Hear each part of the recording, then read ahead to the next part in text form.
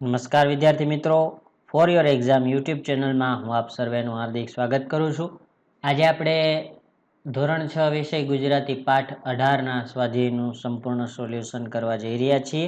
અગાઉ 1 થી 17 પાઠના સ્વાધ્યાયનું સંપૂર્ણ સોલ્યુશન અપલોડ થઈ ગયેલું છે અને અમારા સોશિયલ મીડિયા પ્લેટફોર્મ પર જોડાવા માટેની લિંક તમને ડિસ્ક્રિપ્શનમાંથી મળી રહેશે. ત્યાંથી તમે અમારા સોશિયલ મીડિયા પ્લેટફોર્મ પર જોડાઈ શકો છો.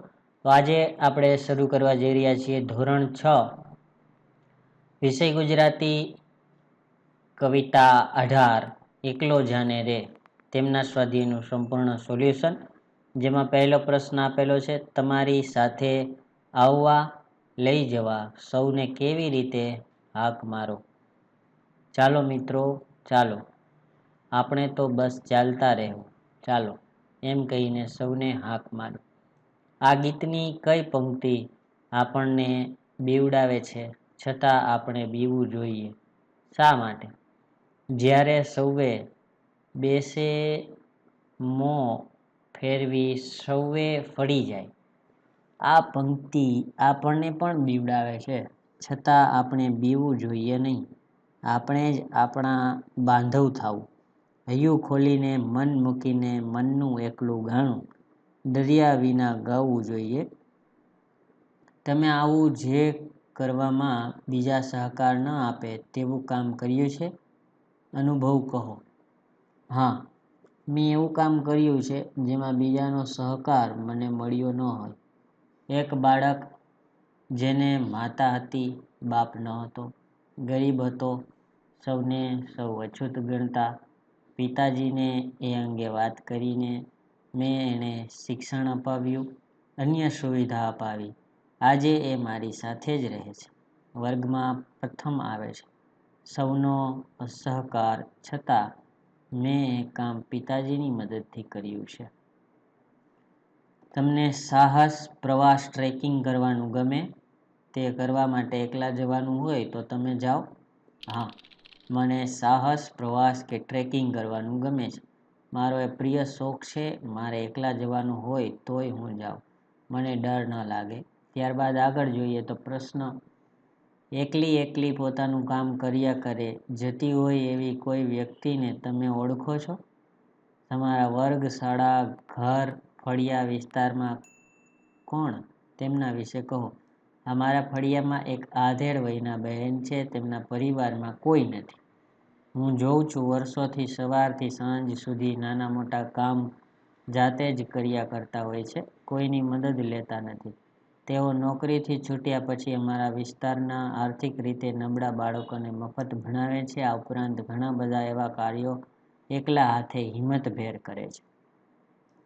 તેમના વિશે લોકો શી વાતો કરે છે? તેમના વિશે લોકો હંમેશા સારી વાતો કરે છે. ફળિયામાં સૌ એમનો આદર કરે છે.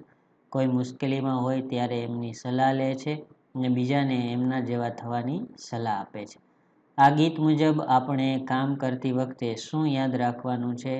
આ પ્રેરણા ગાન મુજબ આપણે કામ કરતી વખતે દર્શાવ્યા મુજબની બાબતો યાદ રાખવાની છે. સાચા માર્ગે જતા કોઈ સાથ સહકાર આપે કે ન આપે, મૂંગા થઈ જાય, ડરીને મોં ફેરવી લે, તો પણ આપણે અડગ મનથી ખુલ્લા હૃદયે કંટકોની પરવા કર્યા વગર આગળ વધતા રહેવું.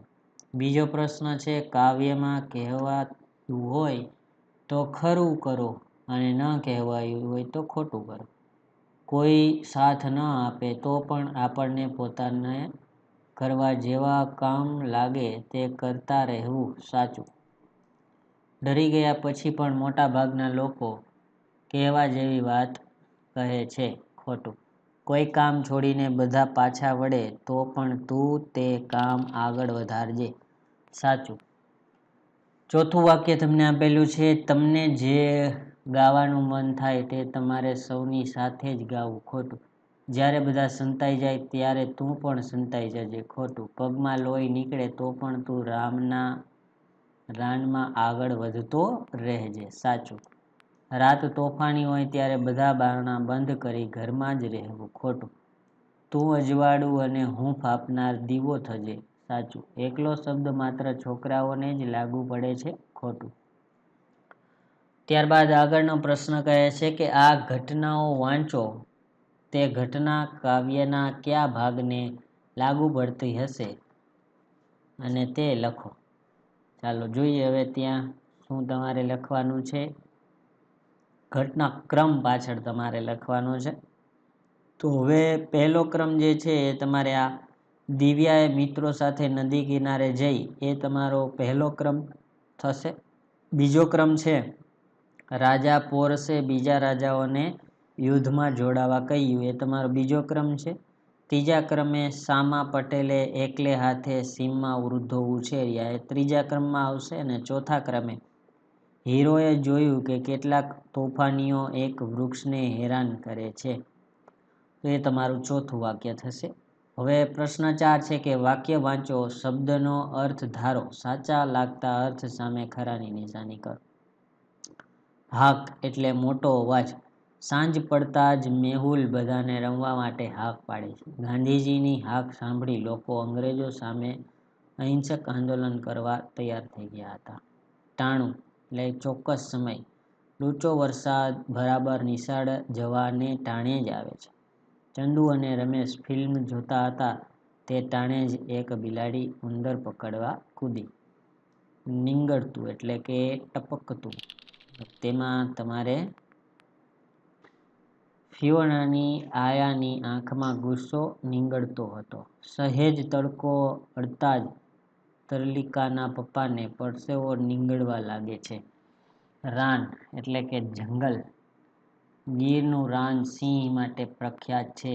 લક્ષ્મણ જેવો ભાઈ હોય તો રામને રાનમાં જવાની બીક નથી.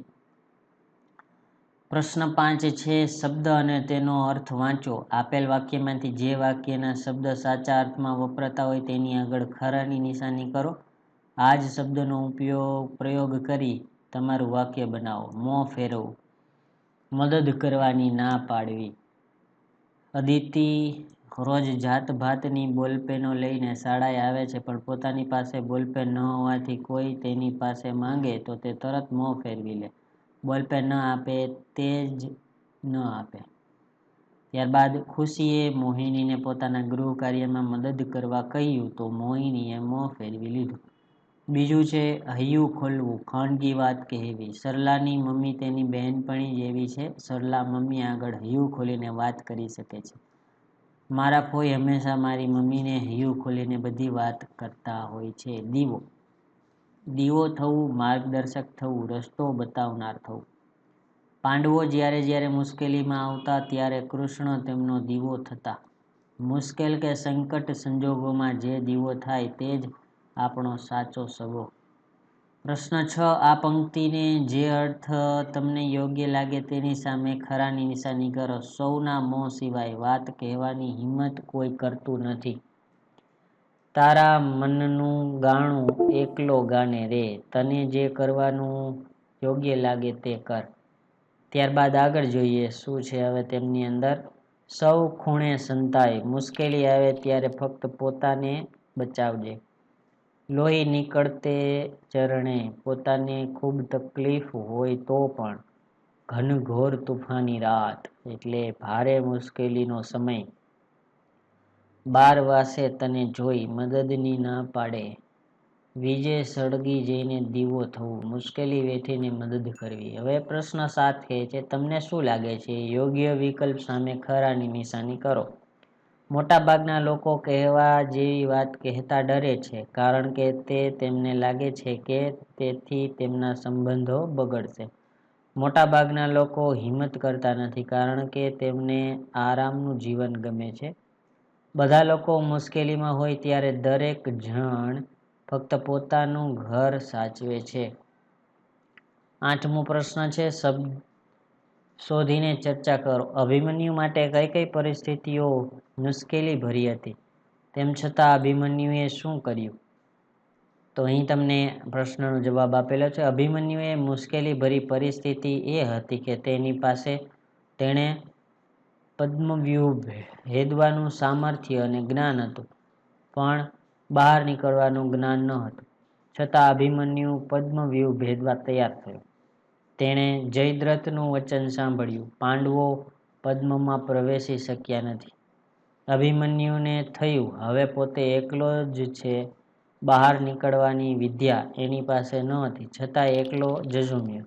6 મહારથીઓને હંફાવ્યા, તે વીરગતિને પામ્યો. પ્રશ્ન 9 શું કહે છે? પ્રશ્નના ઉત્તર લખો. પહેલો પ્રશ્ન છે, તમે કોઈની મદદ વગર એકલા હાથે કરેલા કાર્ય લખો. મારી પથારી વાળવાનું, નહાવાનું, શાળાએ જવાનું, ગૃહકાર્ય કરવાનું વગેરે કામ કોઈની મદદ વગર એકલો કરું છું. આ ઉપરાંત વડીલો કરી શકે તેવા કેટલાક કામ પણ મેં એકલાએ કર્યા છે. તમે એકલા ન જાઓ તો શું શીખવાનું ચૂકી જાઓ? એકલા જઈને જાતે જે શીખવા મળે તે જાત અનુભવનું શિક્ષણ એકલા ના જઈએ તો ચૂકી જઈએ. અનુભવ તે જ શ્રેષ્ઠ શિક્ષક છે. જોશ ભરવું એટલે શું? જોશ ભરવું એટલે જે તે વ્યક્તિમાં કોઈ કામ કરવા માટેનો જુસ્સો ભરવો. એકલા હાથે અને સમૂહમાં કરી શકાય એવા કામની યાદી કરો. એકલા હાથે થઈ શકે તેવા કામ નાહવું, સૂવું, વાંચવું, વિચારવું અને નિર્ણય લેવા. ત્યારબાદ સમૂહમાં થઈ શકે તેવા કામ રમતો રમવી, શાળામાં અભ્યાસ કરવો, વિવિધ સ્પર્ધાઓ કરવી વગેરે. અમુક કામોને છોડીને લગભગ ઘણા બધા કામ સમૂહમાં કરી શકાય છે. સમૂહમાં એટલે કે બધાની સાથે મળીને કરવાથી કામ સફળ થવાની શક્યતાઓ વધી જાય છે. પ્રશ્ન 10 નીચે આપેલા કોષ્ટકમાંથી વ્યક્તિવાચક, સમૂહવાચક, જાતિવાચક અને સંજ્ઞા લખો. તો અહીંયા જે જગ્યાએ તમને આવી રીતના ચોરસ દોરેલા છે એ તમારે તમારા બુકની અંદર આ પ્રકારે ચોરસ કરી દેવાના રહેશે. અને નીચે ત્રણેય વસ્તુને તમારે અલગ કરીને લખવાની છે કે જાતિવાચક સંજ્ઞામાં પર્વત, પ્રાણી, માનવ, ઝાડ, માણસ, કેરી, બળદ, લીમડો, મોર, ગાય અને રાજા. ત્યારબાદ બીજું છે વ્યક્તિવાચક સંજ્ઞામાં રાજ. અને ત્રીજું સમૂહવાચક સંજ્ઞામાં ટોળકી, સમૂહ, રેલી, લશ્કર અને રાસ. 11મો પ્રશ્ન છે ઉદાહરણ જુઓ અને બીજા વાક્યોને એ મુજબ બનાવવાનો પ્રયત્ન કરો. સાદું વાક્ય અને શણગારેલું વાક્ય. તમે જાઓ ભાઈ, આપ પ્રસ્થાન કરો ભાઈ. રાજેશના પપ્પા અમદાવાદ જવા નીકળ્યા. રાજેશના પિતાશ્રીએ અમદાવાદ પ્રતિ પ્રસ્થાન કર્યું. મમ્મીની મંજૂરી વગર પાંદડુંય ન હલે. માતૃશ્રીની અનુમતિ વિના પર્ણ પર સ્પંદન કરવા અસમર્થ છે. પાણી આ વાસણમાં ભરી દેશો? કૃપા કરી જળ આ પાત્રમાં અર્પિત કરશો? મારી બહેન કદી જૂઠું ન બોલે. મારી ભગીની કદાપી અસત્ય ન વધે. આ પેન મારા દાદા તરફથી ભેટ મળી છે. આ લેખીની મારા પિતામહ તરફથી ઉપહારમાં પ્રાપ્ત થઈ છે. પ્રશ્ન 12 કહે છે કે દરેક વાક્યમાં એક શબ્દ ભૂલ ભરેલો છે, તે શબ્દ શોધો. તેના પર છેકો મારીને યોગ્ય શબ્દ લખો. તો અહીંયા તમને ફકરાની અંદર જે છેકા મારેલા શબ્દો છે એ છેકા તમારે બુકની અંદર મારી અને નવા શબ્દો સાથે તમારે આ જવાબ ત્યાં લખવાનો છે. વિડીયોને પોઝ કરી અને તમે આ જવાબ ત્યાં લખી શકો છો. ત્યારબાદ આગળ જોઈએ તો કે કવિતાના આધારે સૂચના મુજબ કરો. અજવાળું કે પ્રકાશ જેવો અર્થ ધરાવતા શબ્દો. દીવો, વીજળી. કુદરતી વસ્તુઓ દર્શાવતા શબ્દો. રણવગડો, રાણ. માનવ શરીરના અંગોના નામ આવતા શબ્દો. મોં, હૈયું, ચરણ. આડી અને ઊભી ચાવી વાંચી કોષ્ટક ભરો. કૌંસમાં આપેલા અંક જે તે શબ્દની અક્ષર સંખ્યા બતાવે છે. તો અહીંયા તમારે આ રીતે ચાવી ભરવાની રહેશે. તે વિડીયોને પોઝ કરી અને તમે ત્યાં ચાવી ભરી શકો છો. ત્યારબાદ આપણે આગળના પ્રશ્નો તરફ જઈએ. પ્રશ્ન 15 અ વિભાગના વાક્યોને આધારે આ શબ્દ જૂથનો અર્થ શો થતો હશે? બ વિભાગમાંથી શોધીને અમાં નંબર લખો. આંખ આડા કાન કરવા એટલે કે જોયું ન જોયું કરવું. દિવસ ને રાત ભેગા કરવા એટલે ખૂબ મહેનત કરવી. રોટલો રડવો એટલે આજીવિકા મેળવવી. ભેજું લડાવવું એટલે બુદ્ધિ દોડાવી. નિશાસો નાખવો એટલે દુઃખી કે નાસીપાસ થવાની આહ નાખવી. ચૂંટેલો ખણવો એટલે ભાનમાં લાવવા પ્રયત્ન કરવો. 16મો પ્રશ્ન શું કહે છે? અહીં મિની અને પપ્પાને જે લાગણી દર્શાવી છે તેને લગતા શબ્દો કૌંસમાંથી શોધીને લખો. પાઉચ ન મળવાથી પપ્પા ઓફિસમાં આમ તેમ આંટા મારતા હતા. બહેને અકળામણ અને ચિંતા. ત્યાર પછી પોતે ઘરે એકલી રહી શકે એવડી છે એવું મિની માનતી હતી, પણ પપ્પા માનતા ન હતા, એટલે કે કાળજી.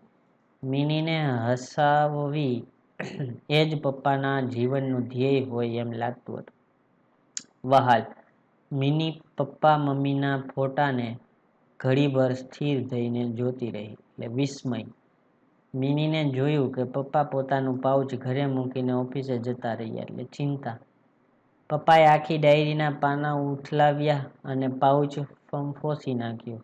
અકળામણ. વિદ્યાર્થી મિત્રો, અહીંયા આપણે કાવ્ય 18 નું સ્વાધ્યાયનું સંપૂર્ણ સોલ્યુશન પૂર્ણ કરીએ છીએ. વધુ પાઠના સ્વાધ્યાયના સોલ્યુશનના વિડીયો ટૂંક જ સમયમાં અમારી યુટ્યુબ ચેનલ પરથી તમને જોવા મળશે. તો આવા જ નવા વિડીયો જોવા માટે અમારી યુટ્યુબ ચેનલને સબસ્ક્રાઈબ કરી બાજુમાં આપેલા બેલ આઇકોનને પ્રેસ કરજો. આવજો વિદ્યાર્થી મિત્રો.